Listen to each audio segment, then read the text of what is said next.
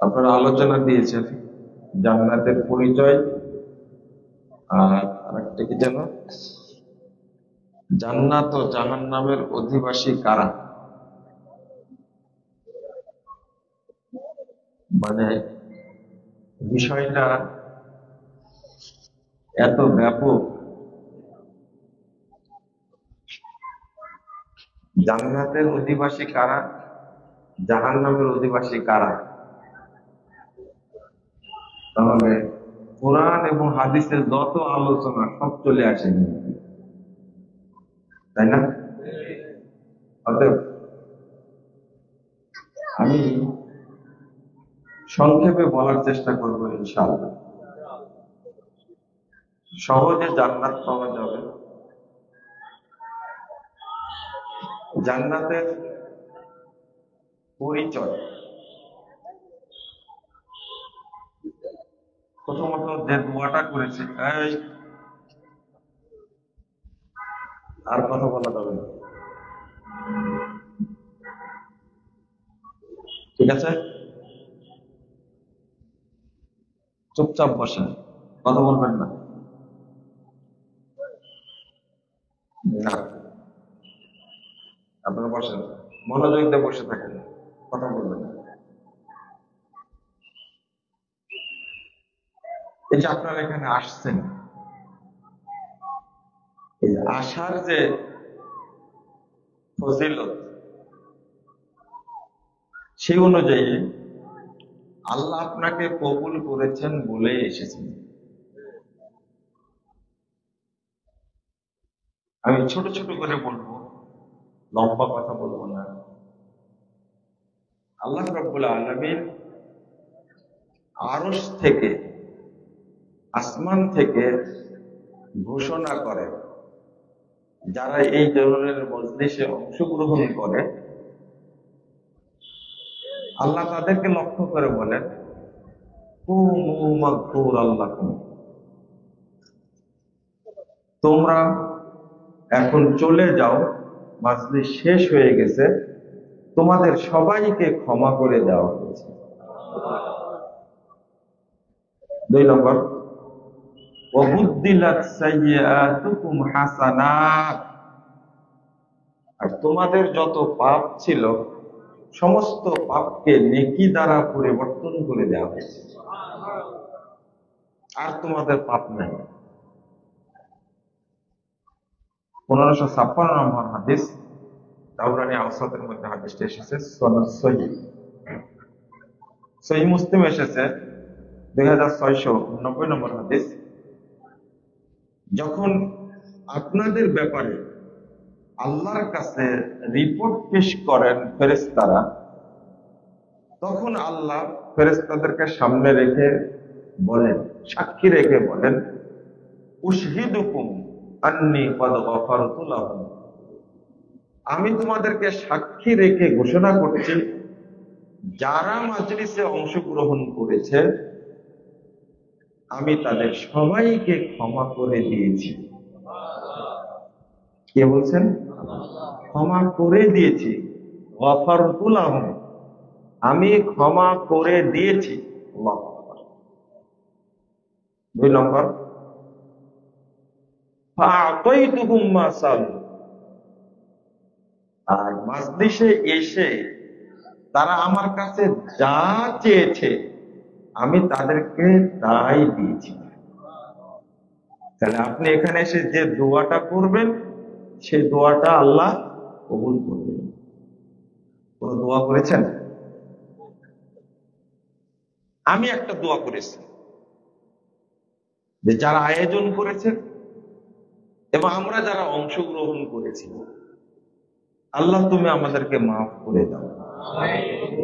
আল্লাহ তুমি আমাদের সকলকে জান্নাতুল ফেরদাউসের মেহমান হিসাবে কবুল করে দাও। বলিনি এটা? আপনি কি বলেছেন? বুঝেননি কথাটা? এই যে মাগরিব থেকে বা আসর পর থেকে আলোচনা শুনছেন আপনারা, এই মাজলিসে বসে দোয়া করলে আল্লাহ দোয়া ফেরত দেন না, কবুল করেন। আল্লাহর ভাষাটা কি?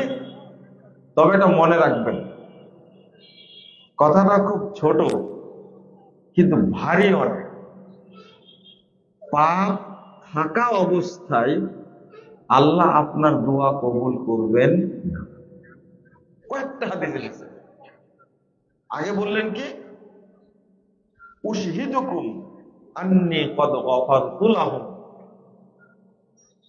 আমি তোমাদেরকে সাক্ষী রেখে ঘোষণা করছি, যারা মাজলিসে অংশগ্রহণ করেছে তাদেরকে আমি ক্ষমা করে দিয়েছি। এক, এরপরে বলছেন ফাআতাইতুহুম মা সাআলু, অতঃপর তারা আমার কাছে যা চেয়েছে আমি তাদেরকে তাই দিয়েছি। বুঝেছেন তাহলে, তাই না? যে পাপ ঘাড়ে থাকা অবস্থায় আপনার দোয়া কবুল হবে। কথাটা কি মনে থাকবে?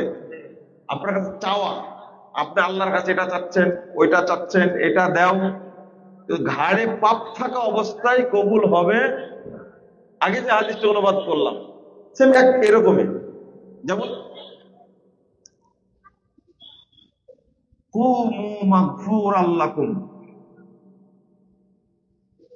ফাবুদ্দিলাত সাইয়্যাতুকুম হাসানা, তোমাদের সব পাপকে ক্ষমা করে দেওয়া হয়েছে। এরপরে বলছেন অতঃপর তোমাদের পাপগুলোকে নেকি দ্বারা পরিবর্তন করে দেওয়া হয়েছে।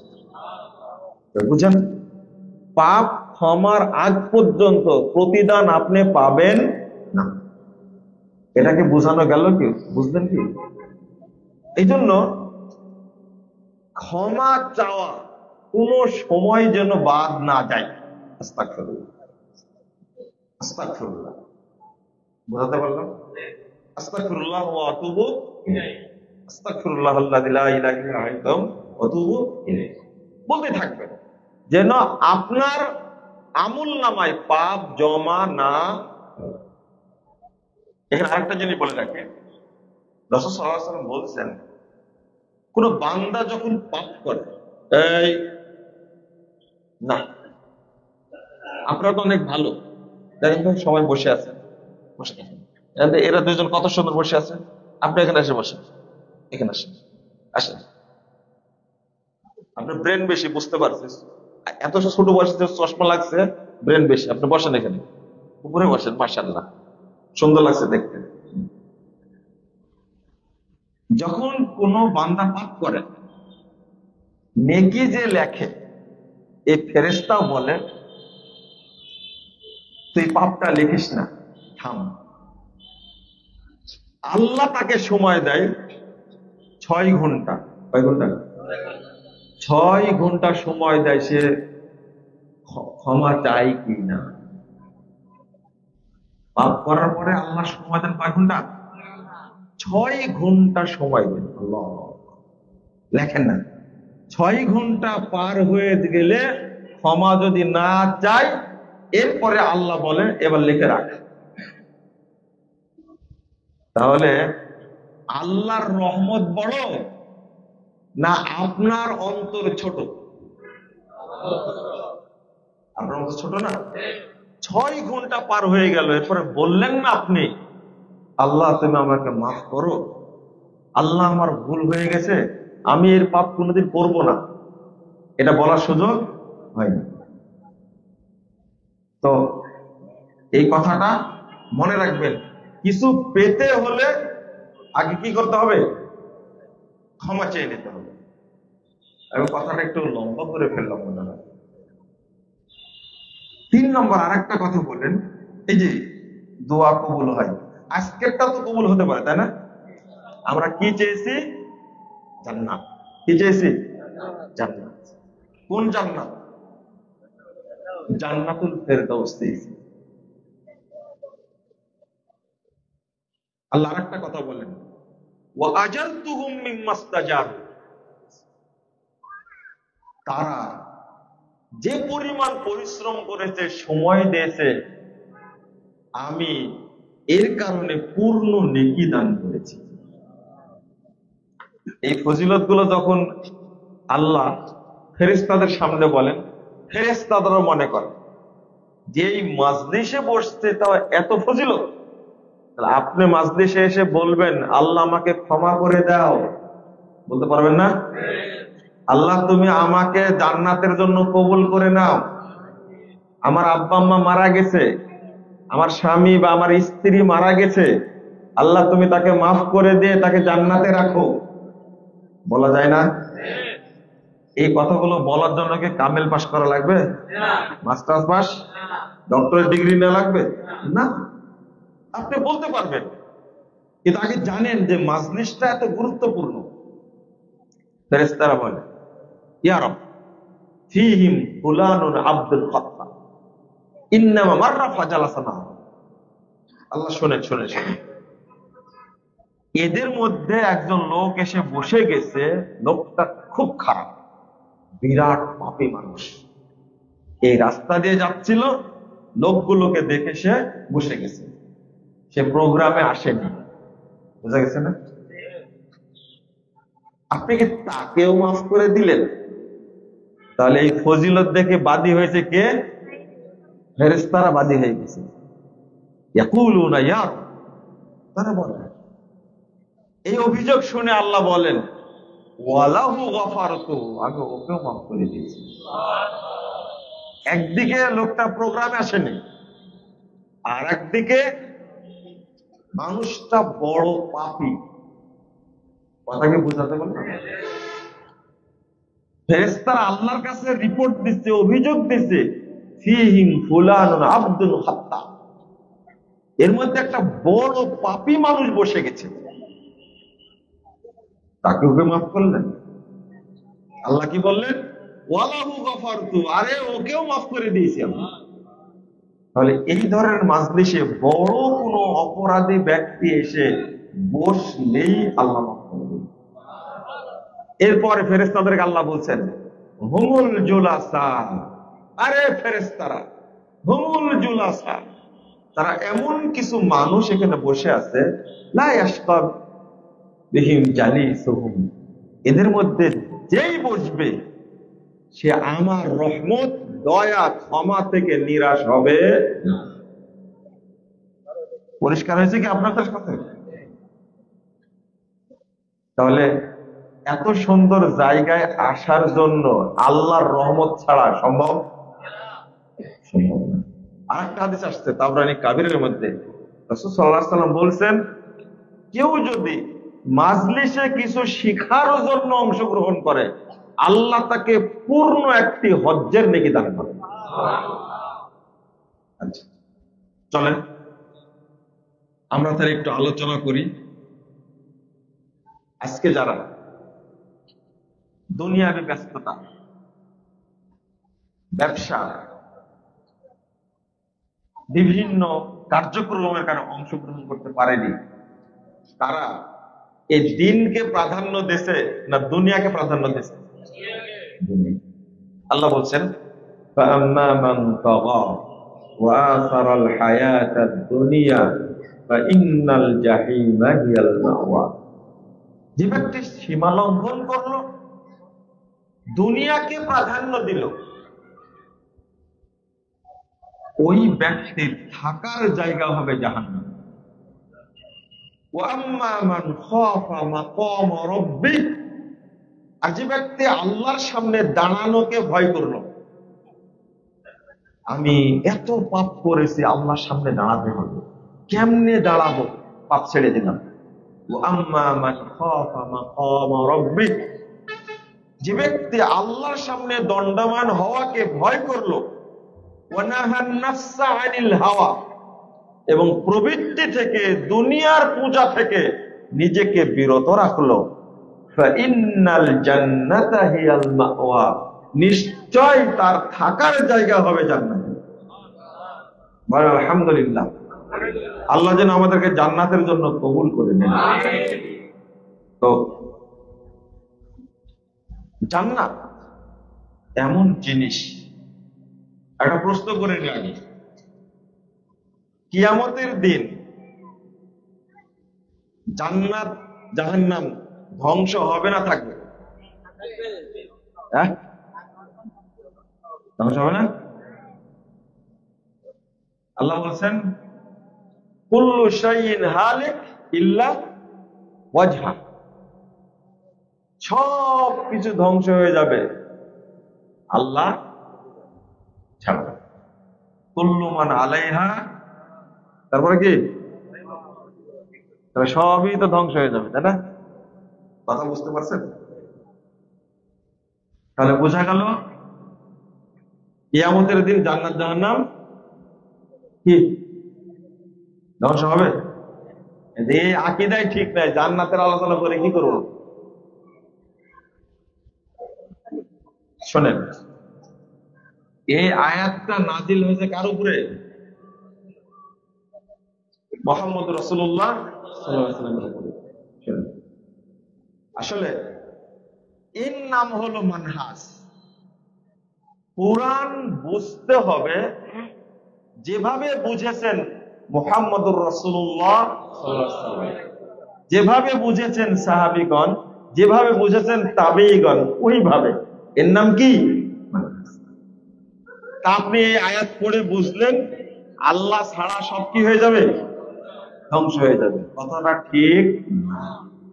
এর আয়াতের অর্থ এটা না। আপনি বলবেন কেমনে অর্থ এটা না? তো অর্থ তো আপনার কাছে জানবো না, আমি সেই ফকির না, ভিক্ষা আপনার কাছে চাইবো। কথা কি বুঝতে পারলেন? আয়াতের সঠিক অর্থটা নিব আমি মুহাম্মদুর রাসূলুল্লাহ সাল্লাল্লাহু আলাইহি ওয়াসাল্লামের কাছে, নেব সাহাবীদের কাছে। কথা বলতে গেছেন? সাহাবীরা এর অর্থ করছেন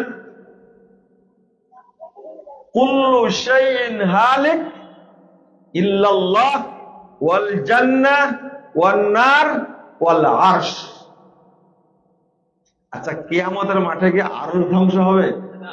এই তো পেয়ে গেছেন। তাহলে এর অর্থ হলো ইল্লা ওয়াজহা। কোন জায়গায় বলেননি আল্লাহ ইল্লাল্লাহ, বলেননি। কুল্লু মান আলাইহা ফান ওয়া ইয়াবকা ওয়াজহু, ওয়া ইয়াবকা আল্লাহ বললেন না। এই ওয়াজহুন শব্দের অর্থ এর সাথে যেগুলো জড়িত, কি কি? সব ধ্বংস হবে। আল্লাহ বাদ, জান্নাত বাদ, জাহান্নাম বাদ, আরশ বাদ।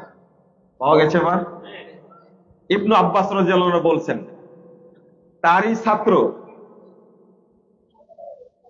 তারপরে আবু হুরায়রা রাদিয়াল্লাহু আনহু বলছেন, মুজাহিদ বলছেন, আবুল আলিয়া বলছেন, এর অর্থ হলো সব ধ্বংস হবে, কিন্তু থাকবেন কে? আল্লাহ, জান্নাত, জাহান্নাম, আরশ, আরো আছে। ইমাম মুজাহিদ তাবেঈ, বিখ্যাত তাবেঈ, তিনি বলছেন ওয়াল আ'মাল আস-সালিহ, আমি যে আমলগুলো আমি আপনি করি এগুলো কি ধ্বংস হবে? না না না, একটা ধ্বংস হবে। ধ্বংসই যদি হবে তাহলে আমল করবে কেন? তাহলে ওই আয়াতের অর্থ আপনার মতো করে বুঝলে হবে না। এর নাম কি? মানহাজ। আর নিজের মতো করে অর্থ বোঝার কারণেই আমরা কি হয়ে গেছি? মানে বিভ্রান্ত হয়েছি, ঈমান নষ্ট হয়েছে, আকীদা নষ্ট হয়েছে। কথা বোঝা গেছে? এই এনারা আর একটা জালসা করছে, দেখেন। এখানে একজন বসেন তো, কেউ পরিচিত এখানে বসেন, এখানে বসেন, এদেরকে থামান একটু। এরা এক সময় এখানে বসে প্রোগ্রাম করবে কিন্তু ইনশাআল্লাহ। এদেরকে রাখেন, একজন বসেন এই জায়গাতে। হ্যাঁ, কি বলছিলাম যেন? না, জান্নাত ধ্বংস হবে না? হবে না। আল্লাহু আকবার। একজন ব্যক্তি জান্নাতে গেলে প্রথম কথা হলো মুমিন ব্যক্তি মরার সাথে সাথে জান্নাতে চলে যায়, সাথে সাথে। এলডিনে এন্ট্রি হয়, আবার কোথায় চলে আসে? প্রশ্নোত্তর হয়।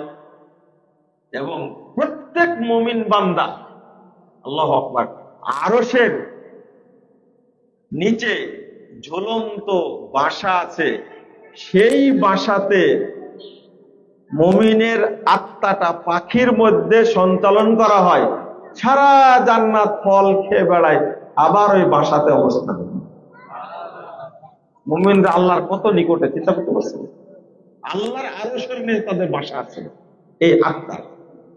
আমি বুঝাতে চাচ্ছিলাম এই জায়গাতে, মরে গেলেন, আপনার মুমিনের মৃত্যু না মুনাফিকের মৃত্যু?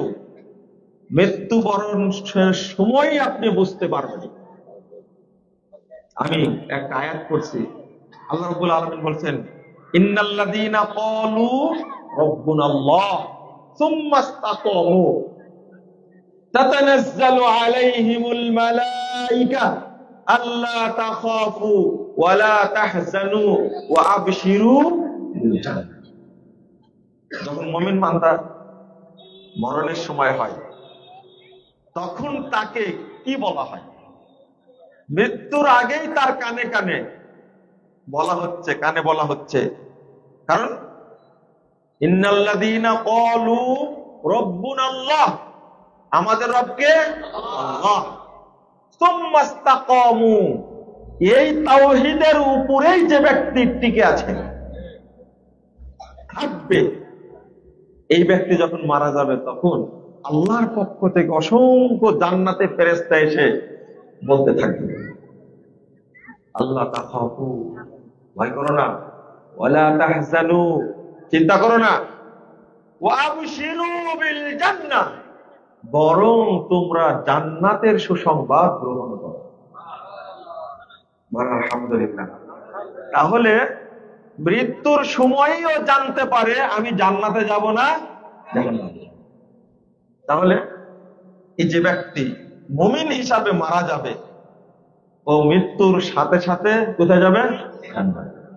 সাথে সাথে আল্লাহর সাথেও সাক্ষাৎ হতে পারে, রাসূলের সাথেও সাক্ষাৎ হতে পারে, এরও গুণ দরকার আছে। এখন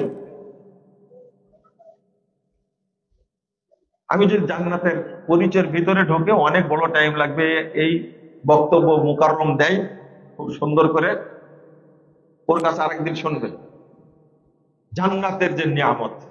আমি ছোট্ট একটা কথা বলবো এখানে, হিংসার কথা বলবো।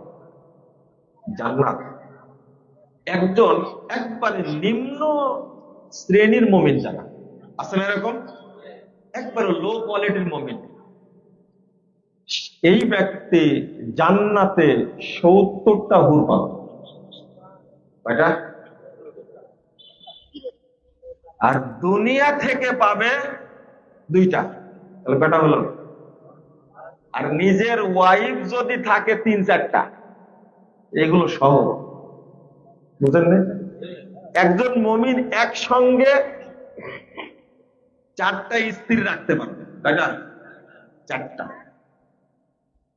কিন্তু মজার ব্যাপার হলো, আল্লাহু আকবার, রাসূল সাল্লাল্লাহু আলাইহি ওয়াসাল্লাম বলছেন তার দুনিয়ার স্ত্রী জান্নাতি হুরের চেয়ে হাজার হাজার কোটি গুণ সুন্দরী হবে। এত সুন্দরী হবে তারা, এই স্ত্রীরা।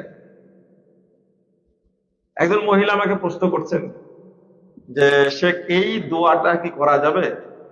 আল্লাহ তুমি আমাকে আমার স্বামীকে জান্নাতে দাও, কিন্তু আমার স্বামী যেন হুর না পায়। বুঝলেন যে কথা? আমি বললাম যে এই প্রশ্ন আবিষ্কার করলেন কেন?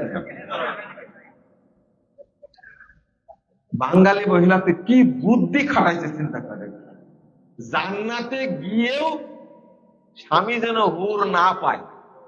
আর একটা কথা বলছে, যদি অন্য মহিলার সাথে থাকে জান্নাতে, আল্লাহ তুমি ওই জান্নাতে আমাকে রাখো না।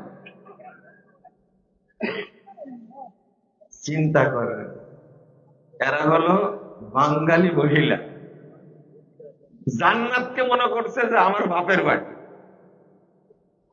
বাপের বাড়ি যে জামাইকে যদি নিয়ে যায়, সারাক্ষণ দখল থাকে কার উপরে? একবার আঙ্গুলের ইশারায় ঘুরাই, তাই না? তাকে, আপনাদেরকে। এটাই হলো স্বভাব মহিলাদের, তাই না? কিন্তু প্রশ্ন হলো যে একজন লো কোয়ালিটির একবারে নিম্ন শ্রেণীর মুমিন যদি কয়টা পায়? কয়টা? 72টা। আর নিজের স্ত্রীগুলো কারো 4টা আছে, কারো 7টা, 8টা, 9টা, 11টা এরকম আছে। মরে গেছে, তালাক হয়ে গেছে, আরেকটা করছে। বুঝেননি? আলী রাদিয়াল্লাহু আনহু, তিনি ফাতেমা রাদিয়াল্লাহু আনহা মারা যাওয়ার পরে তিনি আরো 8টা বিয়ে করেছিলেন। তার 34টা সন্তান, 17টা ছেলে, আর বাকি কটা থাকলো? বাকিগুলো মেয়ে। আমি বুঝাচ্ছি, একসঙ্গে 4টা রাখতে হবে, হয়তো মারা গেছে 2টা, আবার 2টা করলো, তাহলে 6টা হয়ে গেল, তাই না? একটা তালাক হয়ে গেল, আরেকটা করলো, তাহলে কয়টা হলো? 7টা হয়ে গেল, হয় না এভাবে? তো যদি জান্নাতে তারা যায় তাহলে ওটো বেড়ে গেল, কিন্তু বাড়লো না সংখ্যা? কিন্তু যারা উচ্চ পর্যায়ের ভালো কোয়ালিটির এ গ্রেডের যদি হয় মুমিন, তাদেরকে আল্লাহ কতটা দিবে এর হিসাব। কথা বুঝতে পারলেন? এখন মহিলারা যারা আছে বা আসছে কিনা জানি না, তারা আমাকে বলবে যে একে কি জন্য ডেকে নিয়ে আসছে। দোষ কিন্তু আমার না, আপনারাই বলেছেন জান্নাতের পরিচয়টা বলবেন। এটা তো পুরুষদের একটা বড় পরিচয়। যদি এখানে একটা কথা বলে রাখি, মা বোনরা শুনে আমাকে গালি দিলেও বলতে হবে, একজন পুরুষকে আল্লাহ এত হুর উপহার দিবেন কেন? আপনারা একজন মহিলা স্বামীর হক আদায় করতে পারেননি, কথা বোঝা গেছে? পারেননি। 4 জন মহিলাও পারবে না। যেখানে একসঙ্গে 4টা মেয়েকে বিয়ে করার অধিকার পুরুষকে আল্লাহ দিয়েছেন, সেখানে আপনার অধিকারটাই তিনি পান না। আল্লাহ রাব্বুল আলামিন পুরুষদেরকে পুষায় দিবেন জান্নাতে। আপনার বিরোধিতা করে কোনো লাভ হবে না। ওইটা আপনার বাপের বাড়ি না, ওটা জান্নাত। আপনিও তখন চাইবেন আমার স্বামীর মর্যাদা আরো বেড়ে যাক, আর আপনিও কি করবেন তখন? আপনি তখন মাতবরি করবেন, তোরা জান্নাতি হলেও আমার চেহারা অনেক সুন্দর। বুঝতে পারলেন না কথা? এরা কিন্তু মাতবরি মেনে নেয়, ঠিক আছে? মহিলাদের একটা গুণ না, ভালো গুণ না? ওরা মাতবরি করতে পারলে সব ওকে। প্রধানমন্ত্রী বানা দেন, কোনো আপত্তি নেই। বাড়ির মালিক বানা দেন, কোনো আপত্তি নাই। কিন্তু নিজের স্বামীকে বলবো একটা বলদ, কিছু বুঝে না, বলবেন না? কথাটা খেয়াল করেন। বলদ 5টা 6টা বাচ্চা জন্ম দিয়েছে, বাচ্চা মানুষ করেছে, পড়াশোনা করেছে, বিয়ে দিয়েছে, ব্যবসা করে, বাড়ি করেছে, এরপরেও বইয়ের কাছে সে বলদি। আমি কি ভুল বললাম কথা? বাঙালি মহিলাদের কথা বলতে আমাকে মাফ করলেন। এই আধুনিক যুগের মহিলা দামই দিতে চায় না। আমি মনে করি এই যুগের মুমিনরা জান্নাতে কি পরিমাণ উপহার পাবেন আল্লাহর পক্ষ থেকে, এই হিসাব করে দিতে পারবে। কারণ এদের একটাই কথা, আপনারা রাগ করবেন না। দেখেন, আল্লাহ রাব্বুল আলামিন একজন মহিলাকে সালাম জানাইছেন, পৃথিবীর আর কাউকে আল্লাহ সালাম দেন, একজনকে দিয়েছেন। তিনি হলেন খাদিজা রাদিয়াল্লাহু আনহা। যতদিন স্ত্রী ছিলেন তিনি, ততদিন অন্য কোন মেয়েকে বিয়ে করেননি। আল্লাহ রাসূলের বড় না বয়সে? কত সম্ভ্রান্ত পরিবার, আল্লাহু আকবার।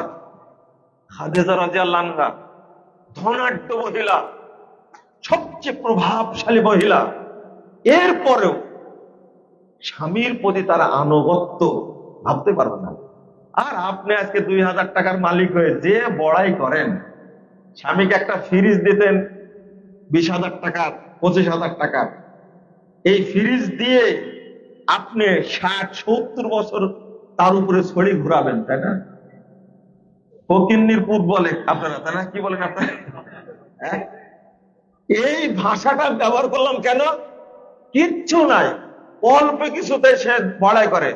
আপনি খাদিজার সম্পদের মাপ দেন তো দেখি, পারবেন? মক্কার বুকে এত বড় ধনী মানুষ কেউ ছিলেন না। আর তার আপনার এত অহংকার কেন? কিসের অহংকার? রাসূল সাল্লাল্লাহু আলাইহি ওয়াসাল্লাম হেরা গুহায় আছেন, মাঝে মাঝে তিনি খাবার তৈরি করেন এই সম্ভ্রান্ত পরিবারের। এই মহিলা খাদিজা রাদিয়াল্লাহু আনহা তিনি বাড়ি থেকে বের হয়ে খাবার নিয়ে, পানি নিয়ে, তরকারি নিয়ে তিনি হীরা পর্বতে যেতেন। আমার উঠতে সময় লাগছে, আমার আব্বা সাথে ছিলেন তাই সময় লাগছে 45 মিনিট। আমি উঠেছিলাম উপরে,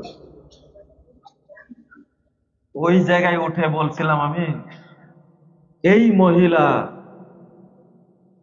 বিয়েটা করে কি বিপদে না পড়ছে, রান্না করে দূর থেকে পায়ে হেঁটে এসে উপরে তাকে খাবার দিয়ে যেতেন।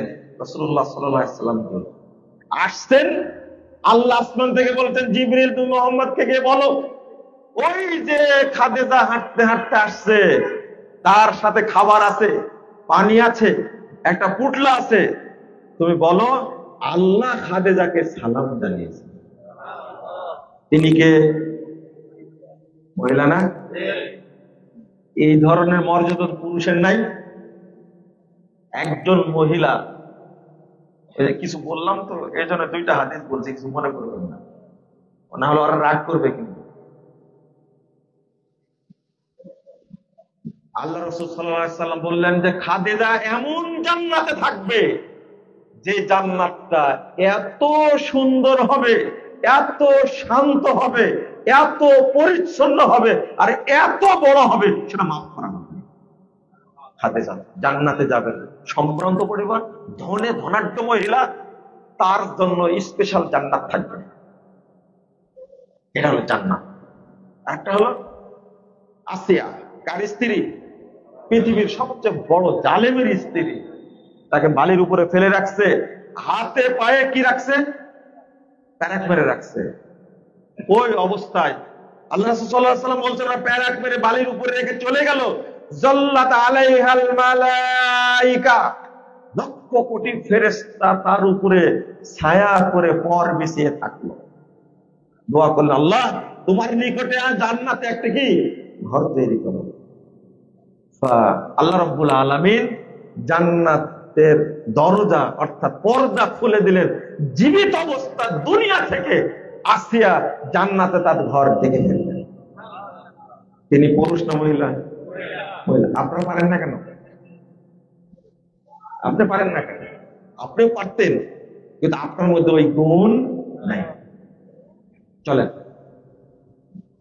জান্নাতের নিয়ামত অনেক, এত বলা যাবে না, দুইটা পয়েন্ট বলি। জান্নাত পাওয়ার সব সহজে জান্নাত পেতে চান কে কে? হ্যাঁ, সবাই পেতে চান? আলহামদুলিল্লাহ, আল্লাহ তুমি আমাদের সবাইকে কবুল করে নাও। আমিন আমিন আমিন। আমরা জান্নাতুল ফেরদাউস চাই। এটা দোয়া বলেন তো, আল্লাহুম্মা ইন্নী আসআলুকা ঈমানান লা ইয়ারতাদ ওয়া নাঈমান লা ইয়ানফাদ ওয়া মুরাফাকাতা মুহাম্মাদিন ফি আ'লা জান্নাতিল খুলদ। ছোট্ট দোয়া, কিন্তু পাওয়ার বেশি। আল্লাহ তোমার কাছে এমন ঈমান চাচ্ছি যেটা কখনো নষ্ট, আর এমন রুজি চাচ্ছি তোমার কাছে, নিয়ামত চাচ্ছি যেটা কোনোদিন শেষ হবে না। আর মুহাম্মদ সাল্লাল্লাহু আলাইহি সাল্লাম জান্নাতে যেখানে থাকবেন, ওই জায়গাতে তার সাথে জান্নাতে থাকতে চাই। আল্লাহ তুমি কবুল করো। এখানে মুহাম্মদ সাল্লাল্লাহু আলাইহি সাল্লাম সর্বোচ্চ চূড়ায় থাকবে না জান্নাতে, সবচেয়ে মর্যাদাবান জায়গাতে সেটা, আর আমি চাচ্ছি ওই জায়গায় থাকবো ইনশাআল্লাহ।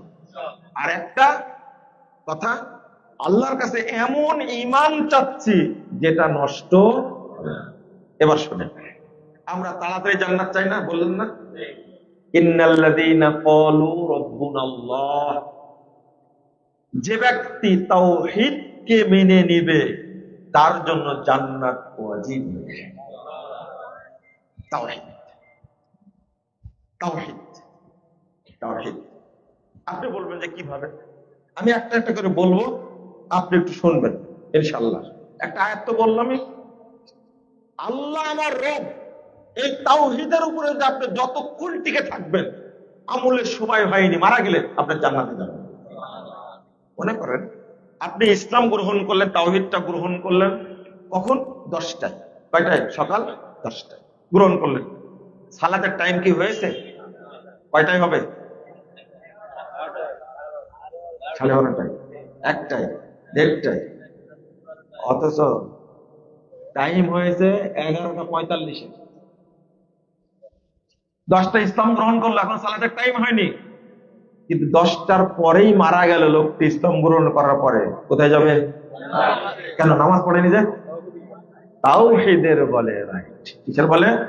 তাওহীদের বলে। আমি এগুলো বলবো এখন। রাসূল সাল্লাল্লাহু আলাইহি ওয়াসাল্লাম বলছেন, 1397 নম্বর হাদিস, মনোযোগ দিয়ে শুনবেন, সহিহ বুখারীর মধ্যে এসেছে। আবু হুরায়রা রাদিয়াল্লাহু বলছেন, যা আরাবিয়্যুন নবী সাল্লাল্লাহু আলাইহি ওয়াসাল্লাম, একজন গ্রাম্য বেদুইন আসলো আল্লাহ রাসূলের কাছে। এসেই বলছেন, কোন হাদিসে আসছে, মসজিদে নববীর সামনে উটটা বেঁধেছেন, বেঁধে বলছেন, এ মুহাম্মদ চলো, দুল্লানি আলা আমালিন ইদা আমিলতুহু দাখালতুল জান্নাহ। এই না, এমন আমলের কথা তুমি বলো, আমল করে আমি জান্নাতে যাব। আর আপনি গিয়ে বলতেন কি, এমন কিছু কথা বলেন যেন আমার চাকরিটা হয়, যেন আমার রুজির একটা ব্যবস্থা, চাকরির ব্যবস্থা, রুজির একটা ব্যবস্থা হয়। আপনি বলতেন না? অথবা বলতেন, আমার ছেলেটা অসুখ, আমার অসুখটা ফু দিয়ে দেন। কিন্তু একটা বেদুইন এসে বলছেন কি, তাদের টার্গেট হলো জান্নাত আর আমাদের টার্গেট হলো দুনিয়া। দুল্লানি আলা আমালিন ইযা আমিলতুহু দাখালতুল জান্নাহ। এমন আমলের কথা বলেন যে আমলটা করলে আমি কোথায় যাব? জান্নাতে। সোজা কথা। সালামও দেননি কিন্তু। বেদুইন কারে বলে? সালামও দেয়নি। মসজিদে ঢুকে বলছে, এ মুহাম্মদ দুল্লানি আলা আমালিন ইযা আমিলতুল জান্নাহ। সোজা কথা। রাসূল সাল্লাল্লাহু আলাইহি ওয়াসাল্লাম বললেন, 1 নম্বর তাকান, 1 নম্বর, তা'বুদুল্লাহ লা তুশরিকু বিহি শাইআ। তুমি আল্লাহর তাওহীদকে মেনে নিবে। তাওহীদ কি? সহিহ মুসলিমে সে তুওয়াহিদুল্লাহ, এর ইবাদত মানে তাওহীদ। তুমি আল্লাহর তাওহীদকে মেনে নিবে, আল্লাহর তাওহীদকে মেনে নিবে, তার সাথে কাউকে শরীক করবে না। 1। 2 নম্বর, ওয়া তুকিমুস সালাতাল মাকতুবা, ফরজ সালাতগুলো পড়বে। ওয়া তুআদ্দিস যাকাতাল মাফরুজা, ফরজ যাকাত দিবে। ওয়া তাসুমু রমাদান, আর রমাদানের কয়টা বললেন? 4টা। তাহলে তা'বুদুল্লাহর অর্থে ইবাদত করা যাবে না, কি করতে হবে? তাওহীদ। কারণ পরবর্তীতে ওয়া তুকিমুস সালাতাল মাকতুবা ওয়া তুআদ্দিস যাকাতাল মাফরুজা ওয়া তাসুমু রমাদান, এগুলোকে আমল না? হ্যাঁ, প্রথম হলো তাওহীদ, যেটা সহিহ মুসলিমে এসেছে। তুওয়াহিদুল্লাহ, তুমি আল্লাহর কি? তাওহীদকে মেনে নিবে, তার সাথে কাউকে শরীক করবে না। এই 4টা কথা শোনার পরে ওই বেদুইন বলছেন, ওয়াল্লাহি, আল্লাহর কসম করে বলছে, লা আযীদু মিনহু, আমি এর চেয়ে, লা আযীদু ওয়ালা আনকুসু মিনহু, আমি বেশিও করব না কমও করব না। বুঝতে পারেননি? শোনো মুহাম্মদ, তুমি যা বললে আমি এর বেশিও করব না, ওয়ালা আনকুসু মিনহু, আমি এর কমও করব না। এই কথা যখন বললেন, বলার পরে লোকটা চলে যাচ্ছে, বেরিয়ে কি চলে যাচ্ছে। ফালাম্মা ওয়াল্লা, যখন লোকটা মুখ ফিরে চলে যাচ্ছে, তখন রাসূল সাল্লাল্লাহু আলাইহি ওয়াসাল্লাম বলছেন, মান সাররাহু আন ইয়ানজুরা ইলা রাজুলিন মিন আহলিল জান্নাহ ফালইয়ানজুর ইলা হাদা। তোমাদের মধ্যে কে আছো একজন জান্নাতি মানুষকে দেখে খুশি হতে চাও, দেখো এই লোকটা জান্নাতি। বলেন, এ কি সালাত পড়েছে? যাকাত দিয়েছে? সিয়াম পালন করেছে? কেন জান্নাতি? তাওহীদকে কি মেনে নিয়েছে। এবং আল্লাহ রাসূল সাল্লাল্লাহু আলাইহি ওয়াসাল্লামকে বুঝিয়ে দেওয়া হয়েছে এই লোকটি যে স্বীকারোক্তি দিয়েছে, আর ইমানের অর্থই হলো স্বীকারোক্তি। কি স্বীকারোক্তি? মেনে নেওয়া, মেনে নেওয়া। আল্লাহ রাসূলের কাছে স্বীকারোক্তি দিল, ওয়াল্লাহি মুহাম্মদ শুনো, লা আযীদু আলা হাযা ওয়ালা আনকুসু মিনহু, আমি এর বেশিও করব না, কমও করব না। একবারে হৃদয়ের গভীর থেকে উচ্চারিত হয়েছে কথাটা। আল্লাহ জানেন না? সাথে সাথে বলে দিলেন লোকটা কি? তাওহীদ। কি? তাওহীদ। 2,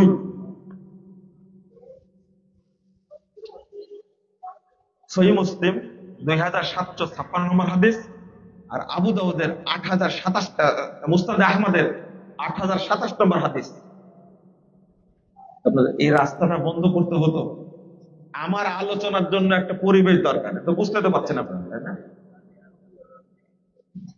আর এইভাবে না বললেন পারিও না। কিন্তু আমার বহুদিনের একটা স্বাদ বা ইচ্ছা ছিল চাঁদপুর সদরে এসে 2টা কথা বলি। আলহামদুলিল্লাহ, এই ইচ্ছাটা কোনোভাবে আল্লাহ কবুল করেছেন এবং এসেছি। অসুস্থতা সত্ত্বেও, সাহাব ভাই আগে থেকে পরিচিত, এসেছি আলহামদুলিল্লাহ। কিন্তু আগেই বলেছি আমাকে পরিবেশ করে দেবেন, তাই না?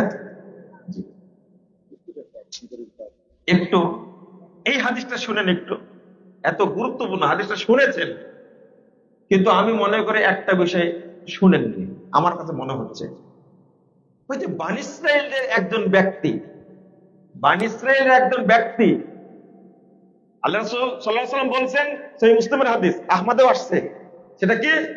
লাম ইয়ামাল হাসানাতান কত, আর মুসনাদ আহমদে আসছে লাম ইয়ামাল খায়রান কত। এই লোকটি সৎ আমল একটাও করেনি, সৎ আমল করেনি। খেয়াল করেন, বললেন তোমাদের বাপ যখন মারা যাবে তখন তাকে পোড়াবা, হাররে কুহু, পোড়াই দিবা, ওজরু নিসফাহু ফিল বাররে ওয়া নিসফাহু ফিল বাহরি, ছাই 2টা ভাগ করবা, 1 ভাগ সাগরে ফেলে দিবা, আর 1 ভাগ কি? যেদিন বাতাস হবে, হাদিসে আসছে বাতাসের মধ্যে উড়াই দিবে। কারণ লাইন কাদারাল্লাহু আলাইহি, যদি ধরতে পারেন রব, লা ইউআযযিবান্নাহু লা ইউআযযিবু আহাদাম মিনাল আলামিন, যদি ধরতে পারে তাহলে পৃথিবীতে যত মানুষ আছে তার মধ্যে সবচেয়ে বেশি শাস্তি দেবে আমাকে। তার ছেলেদেরকে বলছে, মারা যাওয়ার পরে ছেলেরা যা বললো তাই করবে। এখন রাসূল সাল্লাল্লাহু আলাইহি ওয়াসাল্লাম এই হাদিসের মধ্যে বলছেন, আল্লাহ রাব্বুল আলামিন সাগরকে বললেন, জমিনকে বললেন জমা করো। এই লোকটিকে তৈরি করে আল্লাহ জিজ্ঞেস করলেন, এই দেখেন প্রমাণ, মারা যাওয়ার পরে মানুষ জান্নাতি বা মুহাম্মদ রাসূলুল্লাহ সাল্লাল্লাহু আলাইহি ওয়াসাল্লাম বলছেন যে আল্লাহ তাকে জিজ্ঞেস করেন, লিমা ফাআলতা, এই নির্দেশ তুমি কেন দিয়েছিলে? তখন ওই লোকটি বলছে, মিন খাশিয়াতিকি ইয়া রব ওয়া আনতা আলাম। ভাষাটা দেখেন, হে রব, আপনার ভয়ে এটা করেছি, আর আমার চেয়ে আপনি বেশি ভালো জানেন। আমাদের ঈমান মসজিদ পর্যন্ত, আর ওনার ঈমান কোন পর্যন্ত? ওয়া আনতা আলাম, কেন করেছি আপনি সবচেয়ে। আল্লাহ রাসূল বলছেন, ওয়া হুয়া লাম ইয়ামাল খায়রান কত ইল্লা তাওহীদ, এই লোকটা কোনো ভালো আমল করেনি, তার মধ্যে কি ছিল? তাওহীদ ছিল। ফাগাফারাল্লাহু লাহ, আল্লাহ তাকে ক্ষমা করে দিলেন। কিসের কারণে? তাওহীদ। মনে থাকবে, তাওহীদের এত দাম, আপনি কল্পনা করতে পারবেন না।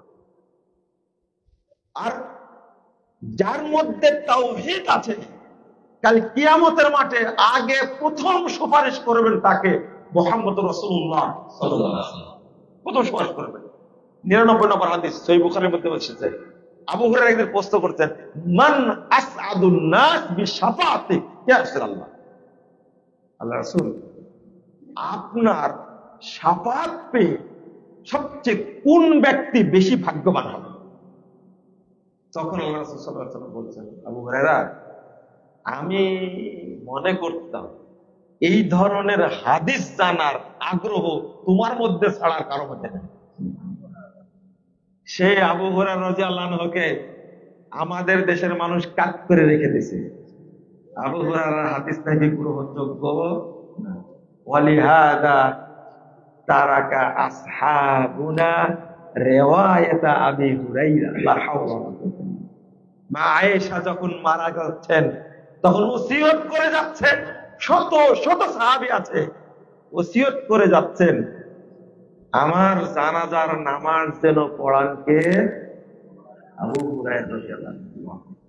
সেই সাহাবের বর্ণনা আমরা পছন্দ করি না। ফিকার কিতাবে লেখছে ওয়ালিহাদা তারাকা আসহাবুনা রিওয়ায়াত আবি হুরায়রা, এই জন্য আমাদের মাযহাবের লোকজন আবু হুরায়রার বর্ণনা হাদিসগুলোকে বর্জন করেছেন।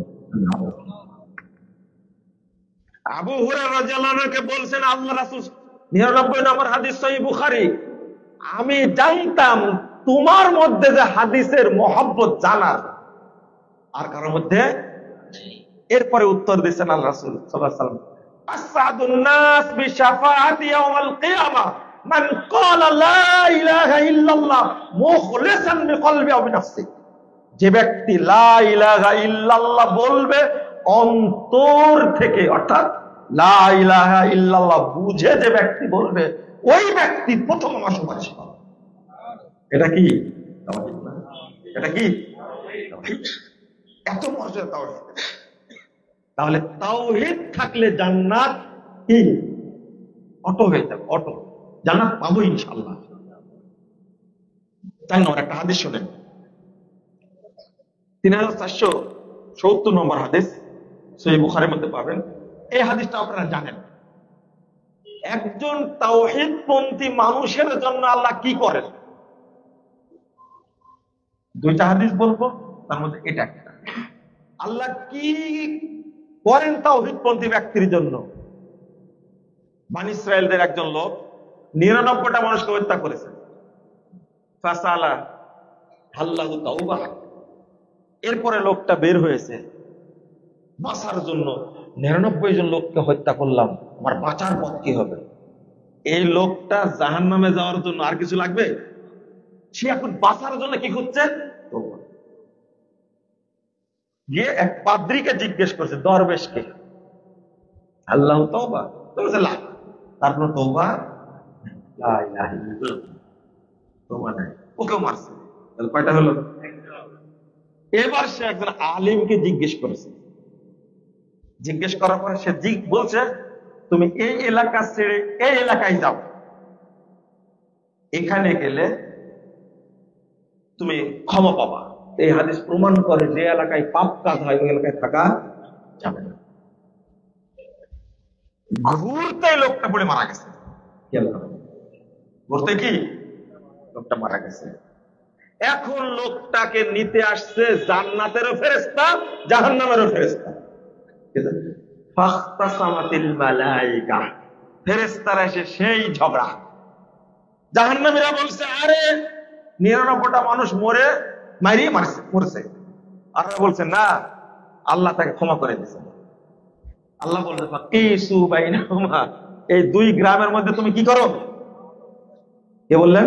আল্লাহ। আচ্ছা ঠিক আছে, দেখো কোন দিকে আগে গেছে, ওখানে তো পড়ে মরছে, তাই না? আল্লাহ রাব্বুল আলামিন নির্দেশ দিয়েছেন ওই এলাকাকে, তাবাদি, এই তুই দূরে চলে যা। আর একে বলেছে তাকারাবি, তুই কাছে আয়। একজন পাপী মানুষ 100 জন মানুষকে হত্যা করেছে। হত্যা করার পরে আল্লাহর ভয়ে কি সে আবার ফিরে আসতে চাচ্ছে। লোকটা ওখানেই মারা গেছে, পাপী গ্রামে মারা গেছে। এবার আল্লাহ রাব্বুল আলামিন ফেরেশতাদেরকে বোঝানোর জন্য গ্রামকে বলছে, এই তুই এগিয়ে আয়, আর পাপের গ্রামকে বলছে কি তুই ঘুরে যা। মেপে দেখছে ওই ভালো গ্রামের দিকে আধা এগিয়ে গেছে। এই কাজটা করলেন কে? জমিন কথা শুনে, কিন্তু এই দুই পায়া মানুষ কথা শুনে না। কুকুরের চার পা মনিবের কথা শুনে, কিন্তু মানুষকে বিবেক বুদ্ধি আল্লাহ সব দিয়েছে, আল্লাহর কথা জমিনের কিছু নাই, মুখ নাই, জমিন আল্লাহর কথা শুনে, আগুনও কথা শুনে। ইয়া নারু কি কুনি বারদাও ওয়া সালামান আলা ইব্রাহিম, আগুন কথা শুনলো, আগুন শীতল হয়ে গেল, ঠান্ডা হয়ে গেল। কিন্তু আগুন কি কথা বলতে জানে? হাত পা আছে, চোখ আছে? ও শুধু খেতে জানে, পুড়াতে জানে। সে আগুন আল্লাহর কথা শুনে। মানুষকে আল্লাহ আশরাফুল মাখলুকাত করেছেন, কিন্তু আল্লাহর কথা শুনে। আমি এখানে বলতে চাচ্ছি, বলেন তো একজন তাওহীদপন্থী ব্যক্তির জন্য আল্লাহ কতই না কি করেন। আল্লাহু আকবার। তাকে ক্ষমা করে দিয়েছেন, ফেরেশতাদের বোঝানোর জন্য এলাকাকে কাছে নিয়ে আসলেন, আর পাপী এলাকা কি দূরে করে দিলেন। কিসের জন্য? কিসের জন্য? মানে ওর মধ্যে ভীতি টাকার। হ্যাঁ, আশিরকু ফিল খাউফ, ভীতির ক্ষেত্রেও শিরিক হয়। ভীতির ক্ষেত্রে কি হয়? শিরিক হয়। এই লোকটাকে দুনিয়ার কাউকে ভয় করেনি, তাকে ভয় করেছে আল্লাহকে ভয় করেছে। ভয়ের ক্ষেত্রে তাওহীদটা শক্তিশালী হয়ে গেছে, আল্লাহ তাকে মাফ করে দিয়েছে। আরেকটা হাদিস তিরমিজির মধ্যে এসেছে, এগুলো মরার আগে বললাম, এগুলো সব, তাই না? মরার কি আগে, এবার মরার পরে। এবার কি মরার পরে? আমি যদি তাওহীদের কথা বলতে থাকি, একটা শর্ত মানলে আপনি জান্নাতে যাবেন, কারণ তাওহীদ থাকলে আল্লাহ সব পাপকে ক্ষমা করে দেবেন, সব পাপ ক্ষমা করে দেবেন, সব পাপ ক্ষমা করে দেবেন। তাওহীদ থাকে। আর শিরিক থাকলে তো তাওহীদ থাকবে না। থাকবে? হ্যাঁ, সূর্য উঠলে কি চাঁদ থাকে? হ্যাঁ, না থাকে? বুঝেন না মনে কথাটা? যখন তাওহীদ আসে তখন শিরিক থাকবে, তাগুত থাকবে, নিফাক থাকবে, কুফর থাকবে না। তাওহীদ আছে, আপনি জান্নাতে যাবেন। উহুদের যুদ্ধে ইসলাম গ্রহণ করার পরে যুদ্ধে অংশগ্রহণ করেছেন, ইসলাম গ্রহণ করেন। আল্লাহ রাসূলের একটা হাদিস শুনলেন, জান্নাতে হাদিস, ইন্নী ওয়াজাদতু রায়াতাল জান্নাহ মিন ওয়ারাই উহুদ। আল্লাহ রাসূল বলছেন যে আমি উহুদ পাহাড়ের পাশ থেকে জান্নাতের সুগন্ধি পাচ্ছি। তিনি খেজুর খাচ্ছিলেন, মুশরিক খেজুর খাচ্ছিলেন। এটা কথা শুনে আল্লাহ রাসূলকে বললেন, আমি যখন ইসলাম গ্রহণ করি তাহলে কি জান্নাতে যাব? হ্যাঁ, তুমি জান্নাত পাবে, ওই যে জান্নাতের গন্ধ। এটা কিন্তু ওই সাহাবীর জন্যই আল্লাহ রাব্বুল আলামিন তাকে কবুল করবেন বলে এটা করতেছে, তাই না? ইন্নী ওয়াজাদতু রায়াতাল জান্নাহ মিন ওয়ারাই। আল্লাহর নবী জান্নাতের সুগন্ধি পেয়েছেন, কিন্তু বললেন না ওই সাহাবী পেয়েছেন। এই বলেন কি এটা আপনাদের বক্তারাও পায়, জান্নাতের সুগন্ধি পায় না? বলেন নাউযুবিল্লাহ, আস্তাগফিরুল্লাহ। বুঝেন হাদিসটা? ওই সাহাবী পাচ্ছেন না, কে পাচ্ছেন? আল্লাহ রাসূল বলছেন। আবু বকর কোনদিন জান্নাতের সুগন্ধি পেয়েছেন? প্রমাণ আছে? ওমর রাদিয়াল্লাহু আনহু পেয়েছেন? প্রমাণ আছে? আশারে মুবাশশারা পেয়েছেন? কিন্তু আমাদের দেশে এরা সবই পায়, তাই না? যা ওইটা না বিষয়, একটা নুকতা আসলো তাই বলে দিলাম। এবার ইসলাম গ্রহণ করে খেজুর খাচ্ছিলেন, হাতের খেজুরগুলো ফেলে দিলেন, দেরি হচ্ছে তাই। মুখে চিবাচ্ছিলেন শুকনা খেজুর, ওটাও ফেলে দিলেন। যুদ্ধে অংশগ্রহণ করলেন, যুদ্ধ করতে করতে কি শহীদ হয়ে গেলেন। আল্লাহ রাসূল বলছেন, আমিলা কলিলা ওয়া উজিরা কাসীরা, আমল করেছে একটু, নেকি পেয়েছে অনেক। লাম ইয়াসজুদ সাজদাতান ওয়াহিদা, একটি সিজদাও করেনি, জান্নাতে চলে গেছে। জান্নাতে কি চলে গেছে। কতটা হাদিস নেবেন, সহিহ বুখারীর হাদিস, রাসূলুল্লাহ সাল্লাল্লাহু আলাইহি ওয়াসাল্লাম তার গোলামকে দেখতে গেছেন। ইহুদি গোলাম, কি গোলাম? ইহুদি গোলাম দেখতে গেছেন। আপনার মনে হয় বিরক্ত হচ্ছে, তাই না? একটু আরেকটু বিশ্বাস করবেন ইনশাআল্লাহ। শিরক বিদআত জাহেলিয়াতের কারখানার মধ্যে এই আলোচনাটা খুব জরুরি। আপনারা দোয়া করেন আল্লাহ যেন এই আলোচনাকে কবুল করে নেন। আমিন। সারা বাংলাদেশের মানুষকে যেন আল্লাহ তাওহীদ বুঝার তৌফিক দান করেন। তো বলছে দেখতে গেছেন, আল্লাহ রাসূল সাল্লাল্লাহু আলাইহি ওয়াসাল্লাম বলছেন তুমি ইসলাম গ্রহণ করো, ইসলাম গ্রহণ করো। এই বাচ্চাটাকে বলছেন বা নাযারা ইলা আবিহি, তো তার বাপের দিকে তাকাচ্ছে। তখন তার বাপ বলছে আবুল কাসেম যা বলছে তার দিকে লক্ষ্য করো। এই বাচ্চাটা ইসলাম গ্রহণ করলো, কি পড়লো? আশহাদু আল্লা ইলাহা ইল্লাল্লাহ ওয়া আশহাদু আন্না মুহাম্মাদান আবদুহু ওয়া রাসূলুহু। এই বলেই লোকটা মারা গেল। রাসূল সাল্লাল্লাহু আলাইহি ওয়াসাল্লাম বলছেন জাহান্নামে চলেই গেছিল, একটুখানির জন্য আল্লাহ তাকে জান্নাত দিয়েছে। নামাজ পড়েছে, যাকাত দিয়েছে, হজ করেছে, কি জন্য গেল? মনে থাকবে? সব আমল করেছে, তাওহীদ নাই, জান্নাত হবে? কোন আমল করেননি, তাওহীদ আছে, জান্নাত হবে? এর নাম তাওহীদ, এর নাম তাওহীদ। রাসূল সাল্লাল্লাহু আলাইহি ওয়াসাল্লাম বলেছেন যে সাইয়ুখাল্লিসুল্লাহ রাজুলান মিন উম্মতি ইয়াউমাল কিয়ামাহ। কিয়ামতের দিন আমার উম্মতের কোন ব্যক্তিকে আল্লাহ আলাদা করে নেবেন। কি করে নেবেন? আলাদা করে নেবেন। নেওয়ার পরে আল্লাহ তার চাদরের তলে ডেকে নেবেন। দেখেন, ডেকে নিয়ে ফায়ানশুরু আলাইহি তিসআতা ওয়া তিসঈন সিজিল্লা, তার সামনে 99টা খাতা খুলে দিবেন।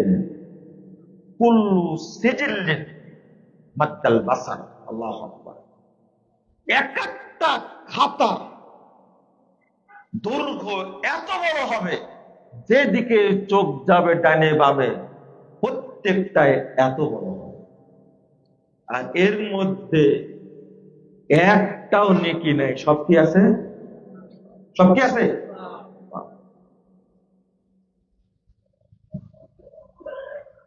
আল্লাহ জিজ্ঞেস করবেন হাল যালামাকা কাতাবাতি, এই আমার কাতেবরা যারা লিখেছে তোমার উপরে কে জুলুম করেছে? দেখো তো। আল্লাহ থেকে লক্ষ্য করে বললেন যে লা ইয়ারাম, সে জুলুম করে। নিজে সাক্ষী দিই, সব দেখতে পাচ্ছেন। কে?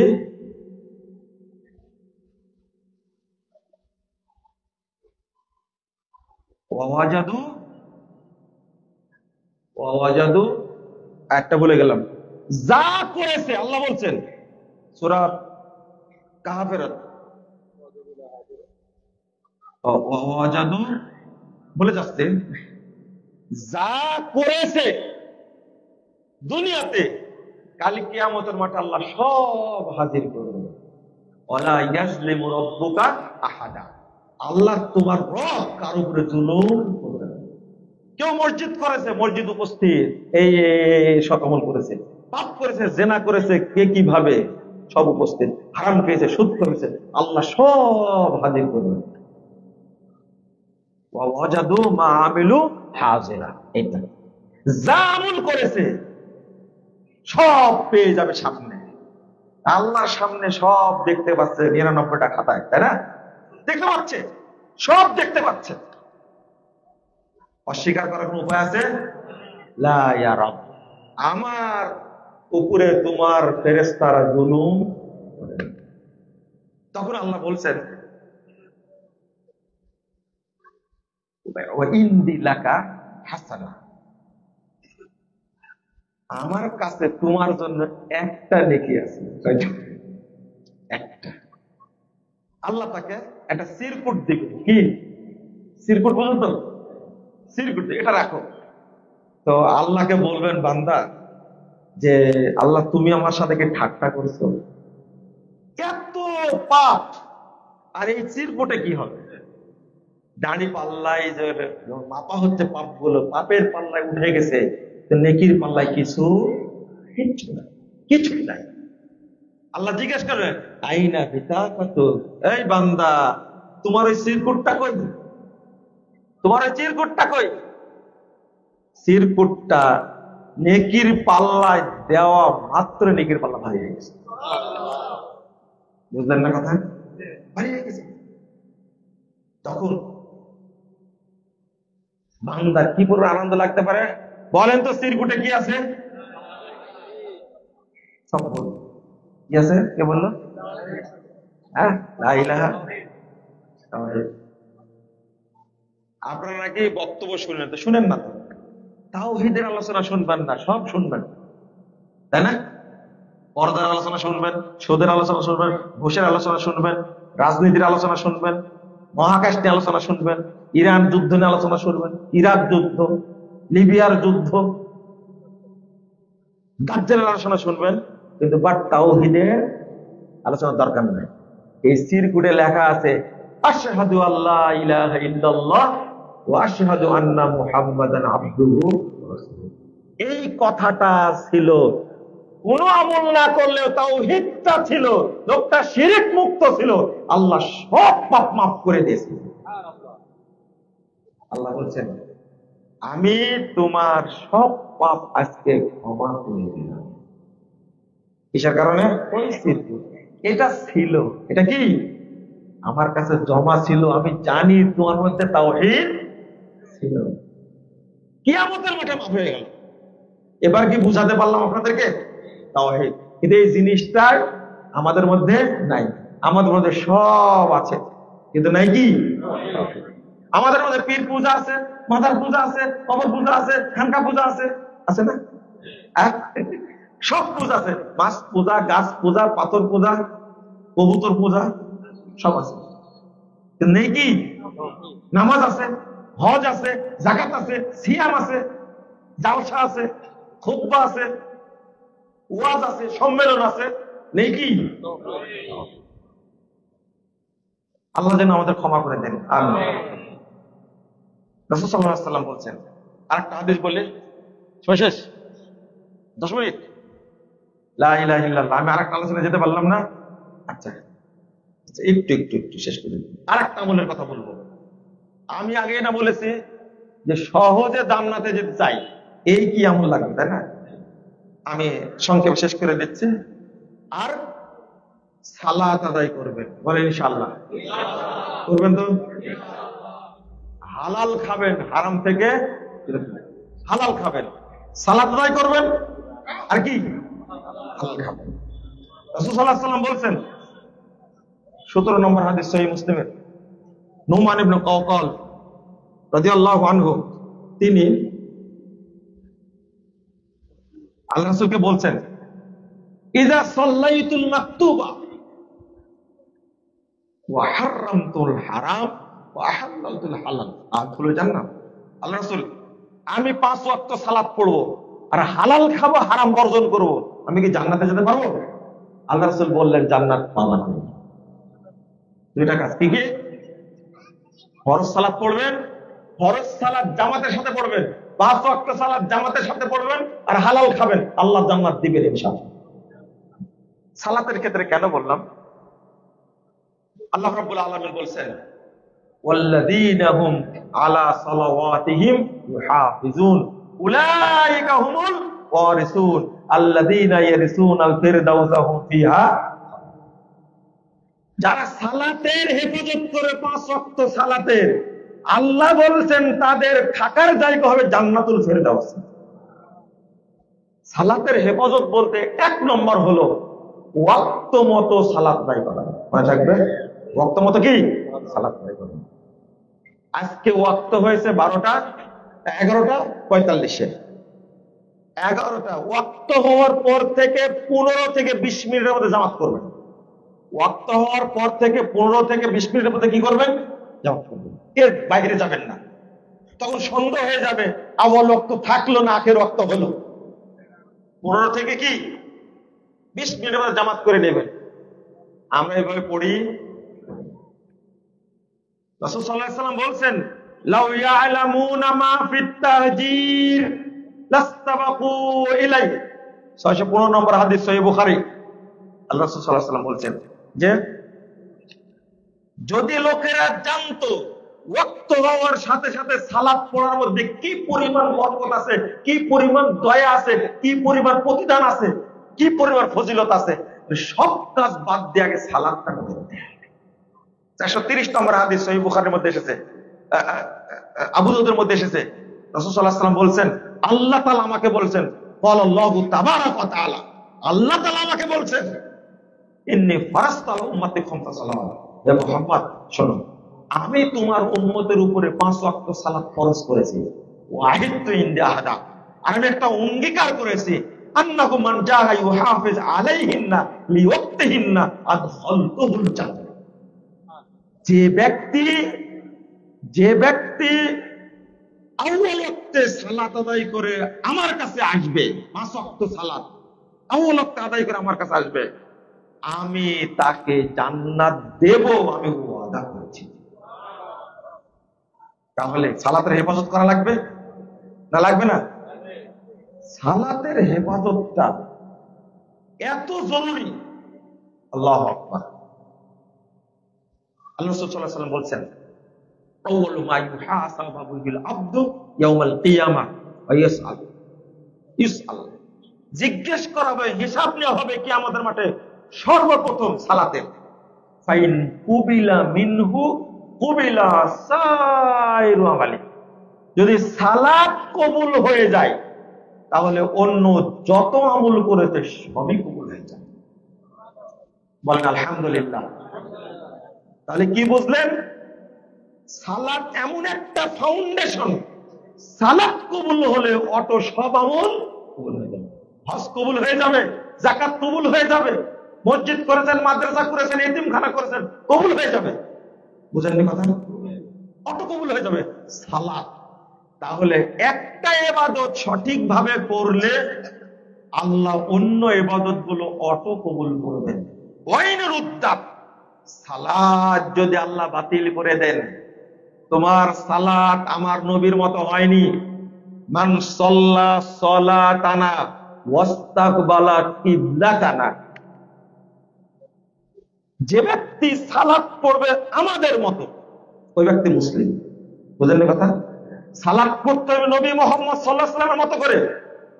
যদি না হয় আল্লাহ কি করে দিবেন? বাতিল। এটা কিন্তু বেনামাজির হাদিস না, এটা কার হাদিস? মুসলিমের হাদিস। সালাত পড়েছে কিন্তু আল্লাহ সালাত কি করে দেবেন? বাতিল করে দেবেন। তখন সমস্ত আমল তার উপরে নিক্ষেপ করবেন। যাক, তোর কোন আমল কাজে লাগলো। একজন রাখাল, 1203 নম্বর হাদিস, আবু দাউদের মধ্যে এসেছে। ওই যে চূড়ায়, পাহাড়ের চূড়ায় আল্লাহ রাসূল সাল্লাল্লাহু আলাইহি ওয়াসাল্লাম বলছেন, ইয়াজাবু রাব্বুকুম মিন রা'i গনামিন ফি রাসি শাজিয়াতিন বিজাবাল। ও সাহাবীরা শোনো, আল্লাহ রাসূল সাল্লাল্লাহু আলাইহি ওয়াসাল্লাম, ও সাহাবীরা শোনো, তোমাদের রব ওই যে ছাগলের রাখাল পাহাড়ের চূড়ায় উঠেছে, তার উপরে আল্লাহ এত আনন্দিত হয়েছেন, সন্তুষ্ট হয়েছেন। কেন? ইয়াজদিনু ওয়া ইয়াকিমুস সালাহ। ওয়াক্ত হওয়া মাত্র আযান দিছে, একাই সালাত আদায় করছে। আল্লাহ তাআলা বলছে, উনজুরু ইলা আবদি হাযা। আসমান জমিনের যত ফেরেশতা সবাইকে আল্লাহ লক্ষ্য করে বলছেন, আমার ওই রাখাল বান্দার দিকে তাকিয়ে দেখো। ইয়াজদিনু ওয়া ইয়াকিমুস সালাহ ওয়া ইয়াখাফু মিন্নি। সে আযান দিয়ে সালাত আদায় করেছে, আমাকেই শুধু ভয় করে। শুনে রাখো, গফারতু লি আবদি, আমি আমার ওই রাখাল বান্দাকে মাফ করে দিলাম। ওয়া আদখালতুহুল জান্নাহ, এবং আমি তাকে জান্নাত দান করব। মরার আগে জান্নাতে চলে গেছে। মরার আগে কি জান্নাতে চলে গেছে। এই লোকটা কি প্রধানমন্ত্রী, রাষ্ট্রপতি, মন্ত্রী, MP, commissioner, professor, doctor, engineer? কি? রাখাল। আউয়াল ওয়াক্তে রাখাল সালাত আদায় করেছে আযান দিয়ে, একাই পাহাড়ের চূড়ায়। তাতে আল্লাহ এত খুশি হয়েছে, তাকে মরার আগে জান্নাত দিয়েছে। আরেকটা হাদিস এই বলে শেষ করে দিই। মুহাম্মদ রাসূলুল্লাহ সাল্লাল্লাহু আলাইহি ওয়াসাল্লাম বলছেন, 311 নম্বর হাদিস তাবরানী কাবিরের মধ্যে এসেছে, আল্লাহ রাসূল তিনি মসজিদে গেছেন, যে দেখছেন 7 জন মানুষ, কয়জন? 7 জন মানুষ বসে আছে, শেষ দিয়ে বসে আছে, গল্প করছে। আল্লাহ রাসূল বলছেন, মা আজলাসাকুম, তোমরা বসে আছো কেন? কিসে তোমাদেরকে বসা রাখছে? তখন বলছেন, নান্তাজিরুস সালাহ, আল্লাহ রাসূল আমরা সালাতের জন্য অপেক্ষা করছি, টাইম হলে সালাত পড়ে, সুবহানাল্লাহ, টাইম হলে আমি সালাত পড়ে নিব।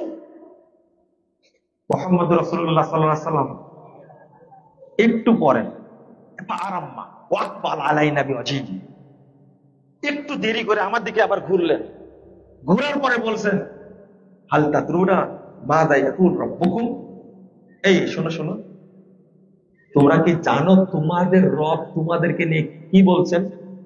বুঝেননি কথা? কয়জন মানুষ?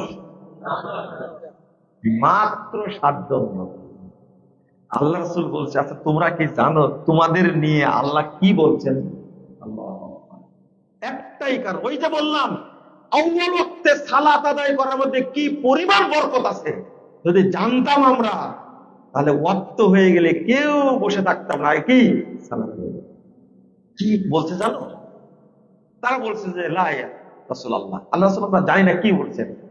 ইয়াকুলু রাব্বুকুম, আল্লাহ বলছেন তোমাদেরকে নিয়ে, মান সাল্লাস সালাতা ওয়া হাফাজা আলাইহা ফালাহু ইনদি আহাদুন, যে ওয়াক্ত অনুযায়ী সালাত আদায় করবে এবং হেফাজত করবে, তার জন্য আমার একটা ওয়াদা আছে, অঙ্গীকার আছে, আমি প্রতিজ্ঞা করে রেখেছি, আন উদখিলাহুল জান্নাহ, আমি তাকে জান্নাত দেব। তাদেরকে নিয়ে আল্লাহ বলছেন, এরা আমার জন্য অপেক্ষা করছে, ওয়াক্ত হলে কি সালাত আদায় করবে, আমি তাদেরকে কি দিব? জান্নাত দেব, আমি তাদেরকে জান্নাত দেব।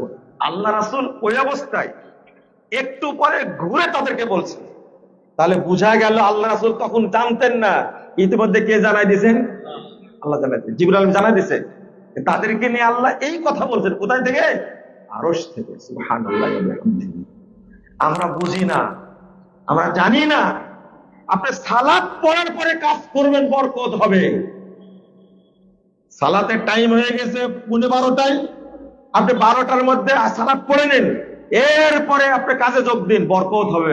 ফাইদা কুজিয়াতিস সালাত ফান্তাশিরু ফিল আরদ ওয়াবতাগু মিন ফাদলিল্লাহ।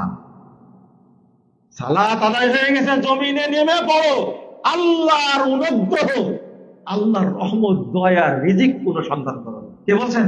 আল্লাহ বলছেন। সালাতের টাইম হওয়ার পরে আপনি যতই কাজ করেন না কেউ, বরকত হবে হবে না, হবে না। আগে সালাত পড়ে নেন, এরপরে কাজ শুরু করেন, সব কাজে বরকত দেবেন ইনশাআল্লাহ। আর আমরা জোহর পড়ছি কয়টায়? 1:30টায়, তাই না? আসর পড়ছি কয়টায়? 5:45টায় না 4:30টায়? লা ইলাহা ইল্লাল্লাহ। আসরের টাইম হচ্ছে 3:05, আর সেই সালাত পড়ছি কয়টায়? 4:30টায়। আহারে, ফজরের টাইম কয়টায় হচ্ছে আর পড়ছি কয়টায়? বাংলাদেশের ভাই বোনদেরকে বলবো, যারা সালাত আদায় করেন তাদেরকে বলবো, সালাত এমন একটা গুরুত্বপূর্ণ ইবাদত, এইটা পড়লে আপনি জান্নাত তো পাবেন পাবেন, আউয়াল ওয়াক্তে সালাত আদায় করলে আপনি কবরে বিজয়ী হবেন ইনশাআল্লাহ। 4272 নম্বর হাদিস। এই হাদিসটা বলে আজকের মতো কথা শেষ। শেষ হাদিসটা শুনেন। ইদা উদখিলাল মাইয়িত আল কবর, যখন মাইয়িতকে কবরে রাখা হবে, মুসতিলাতিশ শামসুলাহ, সূর্যটাকে তখন করা হবে ডুবার মতো। কিসের মতো? ডুবার মতো। 2 জন ফেরেশতা এসে বসাবে কবরে। আল্লাহ রাসূল সাল্লাল্লাহু আলাইহি ওয়াসাল্লাম বলছেন, ইয়ামসাহু আইনাইহি, 2 চোখ মুছবে, আর ওরা বলবে কি? মার রব্বুক, তোমার রব কে? আর এই মাইয়িত বলবে, বসা ব্যক্তি বলবে, দাউনি উসাল্লি, ছাড়ো আমাকে, আমি আগে সালাত আদায় করে নিই। আচ্ছা, কবরে বসে যে ফেরেশতাকে ধমক দিতে পারে, এটা কি তার কাছে কবর মনে হবে? কিসের জন্য ধমক দিচ্ছে? কিসের জন্য? কিসের জন্য? ওয়াক্ত চলে গেছে তাই, তাই না? এই দেখছো না, দাউনি ওয়াসাল্লি, ছাড়ো আমাকে, আমি সালাত আগে আদায় করে নি। দেখছো না সালাতের টাইম চলে যাচ্ছে। আপনি কি দুনিয়াতে ধমক দিতে পারেন? পারেন না। আপনি ওয়াইফকে ধমক দিতে পেরেছেন? এই 12:15 সালাতের ওয়াক্ত হয়েছে, 11:45 আগে সালাত পড়ো জোহর, তারপরে তুমি কাজকর্ম করো, বলেছেন কোনদিন? আব্দুর রহমান আগে সালাত পড়ো বলেছেন কখনো? নিজেই তো পড়েন না। আজকে জোহর কয়টায় পড়েছেন সত্য করে বলবেন? কয়টায়? 1:30টায়। গতকাল কয়টায় পড়েছেন? সত্যটা বলেন। আসর কয়টায় পড়েছেন আজকে? 4:30টায়। তাহলে ধমক তো দিতে পারবেন তাই না? ধমক দিতে পারবেন না কবরে গিয়ে? কেমনে? আপনার কাছে তো মনেই হয়নি যে ওয়াক্ত চলে যাচ্ছে, মনে হয় না বলবেন? এ হলো সালাতের ওয়াক্তের ব্যাপারে সচেতন। ওয়াক্ত মোতাবেক যে সালাত পড়ে না, দেরি করে যে সালাত পড়ে, এই ব্যক্তিকে আল্লাহ রাসূল মুনাফিক বলেছেন, আল্লাহ মুনাফিক বলেছেন, ওয়ালা ইয়াতুনা সালাতা ইল্লা ওয়া হুম ইসালা। আল্লাহ বলেছেন। জাযাকুমুল্লাহ খাইরান ওয়া বারাকাল্লাহু ফিকুম। চাঁদপুর এই ইসলামিক দাওয়া সেন্টার, চাঁদপুর দাওয়া সেন্টারের ভাই শাহাব ভাই আমাদের আগের পরিচিত, অনেকদিন পরে আসলাম। আপনাদের এই বসা থেকে থাকা দেখে আসলে অন্তরটা ভরে গেছে। আমি তো মনে করেছিলাম চাঁদপুরে যাওয়ার পরে শাহাব ভাই বলবে প্রোগ্রামটা হচ্ছে না শেখ, আপনি ফেরত যান। আল্লাহ তো কবুল করছেন আলহামদুলিল্লাহ। যারা এর সাথে জড়িত, বিশেষ করে এই মসজিদ এবং এই এলাকার মানুষ যারা সহযোগিতা করেছেন, এই যে ভাইরা, আমি দোয়া করি তাদের জন্য, আল্লাহ যেন তাদেরকে কবুল করে নেন। আমিন। আল্লাহ যেন তাদেরকে জান্নাতুল ফেরদাউসের মেহমান হিসাবে কবুল করে নেন। তাদের পরিবারকে যেন আল্লাহ কবুল করে নেন। পরস্পরে যারা আসবে তাদেরকে যেন আল্লাহ ঈসা আলাইহিস সালামের সৈনিক বানায় দেন। আল্লাহ যেন ইমাম মাহদীর অনুসারী বানিয়ে দেন। বড় দোয়া করেছি, কিন্তু বড় দোয়া করেছি, এই একটা বড় দোয়া। পরবর্তীতে আমাদের বংশধর যারা আসবে তারা যেন ইমাম মাহদীর সৈনিক হন, ঈসা আলাইহিস সালামের সৈনিক হন, আল্লাহ যেন কবুল করেন। আমিন। তারা যেন দাজ্জালের বিরুদ্ধে যুদ্ধ ঘোষণা করতে পারেন। আমিন। আমি খুব খুশি হলাম আপনাদের প্রতি, আর আমার জন্য দোয়া করবেন। আর আপনারা এতক্ষণ বসে থাকলেন, আল্লাহ যেন উত্তম প্রতিদান দান করেন। আল্লাহ যেন আমাদের পরিবারের সকলকে সঠিক আকীদার উপরে, সালাফি মানহাজের উপরে প্রতিষ্ঠিত রাখেন। আমিন।